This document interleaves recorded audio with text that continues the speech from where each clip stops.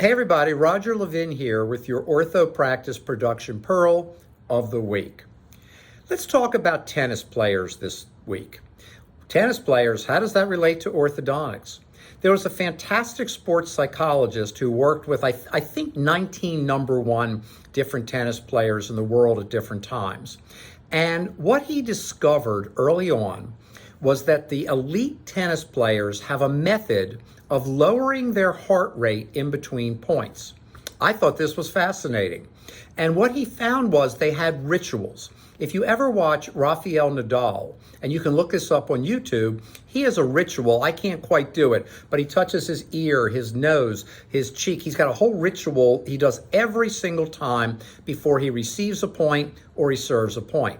Now, is that ritual religious? No. Is it philosophical? No. What he has discovered, maybe by accident, maybe with a sports psychologist, is certain rituals in tennis in between the points allow you to lower your heart rate, sometimes by 15 to 20 points. You and I couldn't do it without learning it, but these elite athletes can. Now, over the course of a match, sometimes 5 sets, it can be 3-4 hours or more, a 5-hour match.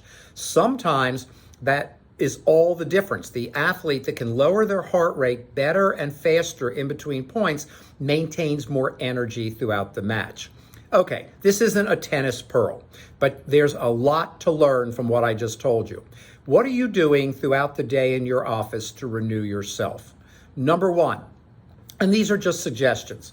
Before you start your day, go back to your private office, sit down in a chair, close your eyes for 30 seconds, or take 5 deep breaths. Either of those activities starts to create a relaxed, positive focus.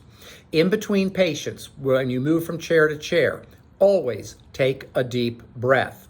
When you go into a consult room, stop at the door, don't walk in, put a smile on your face, even if you're masked, take a deep breath and know who's in there.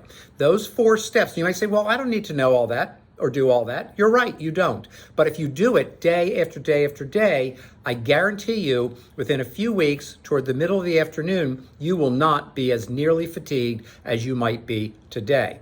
If you take lunch, and I suggest lunch, working through lunch, I think is just pushing harder and harder. What are you going to do? You're going to get home earlier. And does that matter if you're racing through the day and you race home, you're not even present when you get home? So if you take lunch, even 30 minutes, 15 minutes, then sit down and eat the lunch. Don't be answering a million questions. Don't be calling, referring doctors. Don't be studying practice numbers. Do something different. Change your headspace during the lunch. At the end of the day, we all want to blow out of the practice. End the day the way you start the day. 5 deep breaths, sitting in a chair slowly, or 30 seconds with your eyes closed. I promise you, right now you might be saying, come on, Roger, really? Yeah, really, it will make a difference because everything I'm describing is energy renewal. And the most important resource you will ever have in your life is your energy, more than money, more than health, because without energy, the money is useless and your health will suffer. As always, I wish you increased practice production and referrals every year, and I'll see you next week.